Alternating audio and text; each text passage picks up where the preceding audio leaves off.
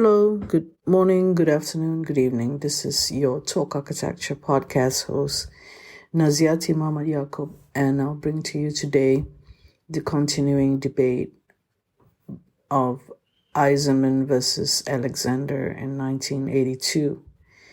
However, the context will be different. It is not about the profession being irrelevant or being not that relevant as before. That debate is for others to talk about. And however, for me, I would like to continue another thread of the discussion sparked by this debate. If harmony is the end goal, why would we want disharmony? If at the end of the day, we want architecture that would placate our fears, architecture that brings sense of peace and harmony, and architecture that binds us together in our human experience, then why would we want disharmony in our built environment?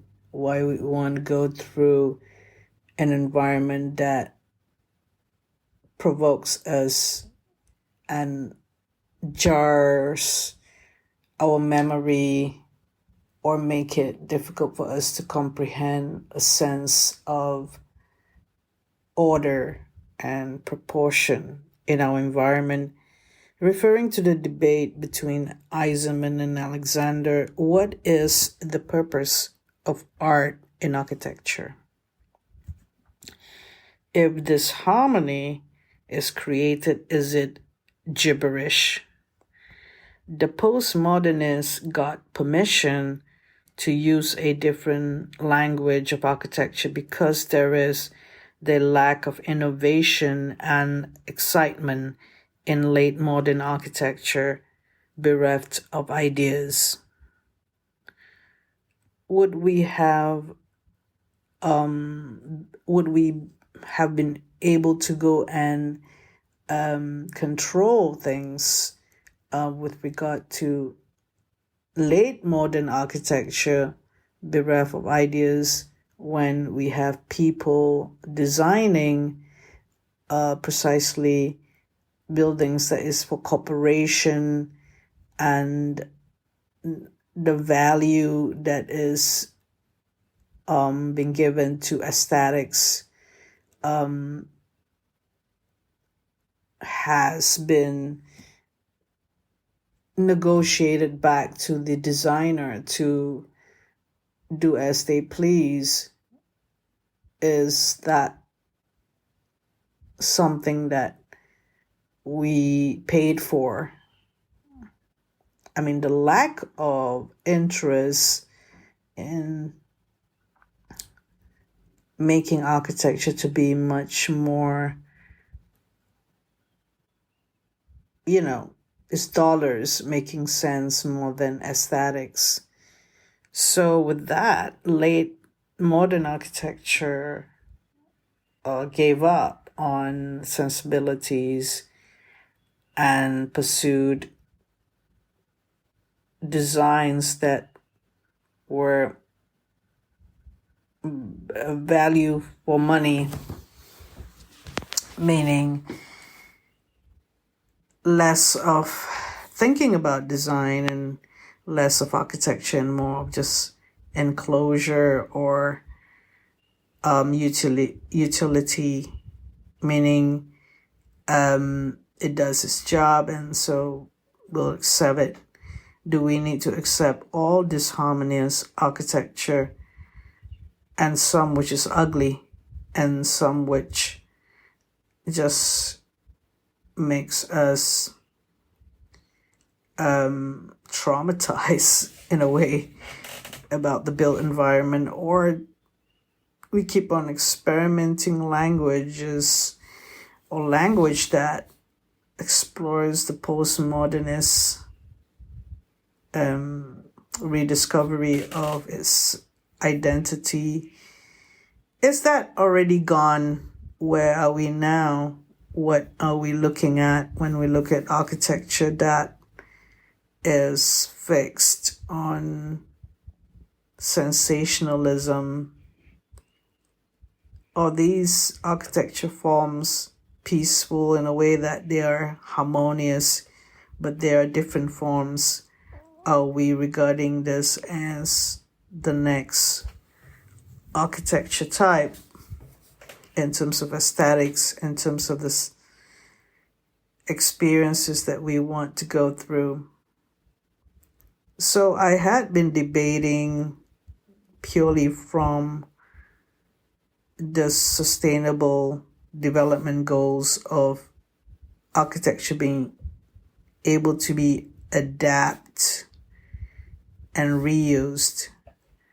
And if there is a movement on that, and how we see architecture as something robust and able to be adapted easily to different uses, then, regardless of the legislation or the laws on that, there are many laws, obviously, where you are not allowed to change the use of certain buildings to another for different countries. But is that a problem? Who has access to change?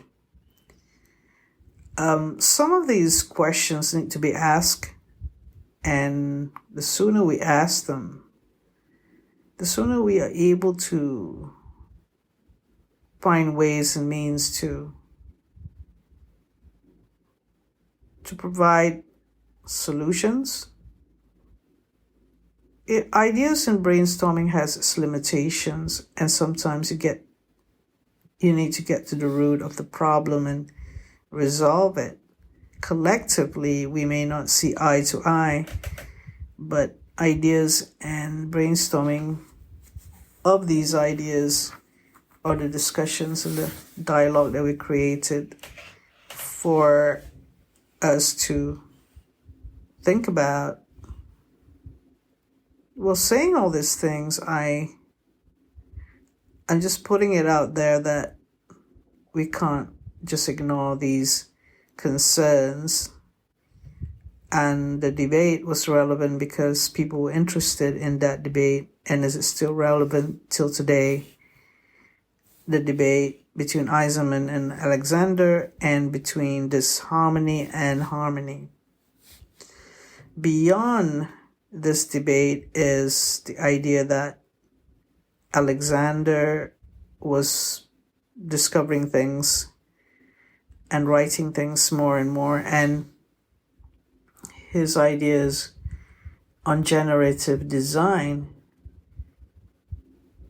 is based on making sense of the built environment with our sensorial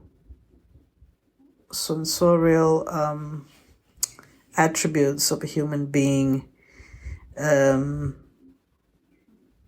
liking nature, living in nature, discovering ourselves in harmonious with our environment, and these sensibilities that we experience is to do with the sense of discovery that we need to happen to ourselves in order that it's just the way we are made up. That way we have been created that way, and we have excelled, or we have been able to grow and develop that way. So these harmonious environment started with nature, and architecture grew from that. Architecture of the past, not many were attributed to a particular designer or architect. There are vernacular architecture traditions that is brought through generations via, craftsman or a craftsperson, builders, people that ply their trades in building things. So that's what Alexander was going on about a harmonious relationship between a human being and their environment. Excuse me. And respecting that and chugging along, doing that as expected. But disharmony came because the intellectual pursuits in architecture to explore other ways of thinking. And is it done now? Is it the end of it now? Because how many years have passed? 18 plus 23. So 41 years have passed. And where are we now? We're in an era where there's a lot of oppression and destruction to human lives. Disharmony is around us, and we want to be harmonious again. And a lot of what we do, we want to have a break. We want to have a holiday. We want to be happy to be doing what we do amidst all this chaotic situation happening in the world. And the outbreak of battles and wars in different parts of the world. So it is consciously or unconsciously at the back there of our mind where we struggle to find harmony. So architecture could play a part in being more harmonious rather than disharmonious in this day and time, amidst all this wreckage and a chaotic situation that is taking our energy away. We could refocus our energy to collectively seek forms and tangible resolutions that would bring in tune the chaoticness of what we're experiencing right now. Is there such a thing as chaoticness? Anyway, that's a quick comment on the debate that we started out earlier. The question of if harmony is the end goal, why would we want disharmony? So that's the question we ask of this age and this time, and the role of architecture in all of it. Thank you.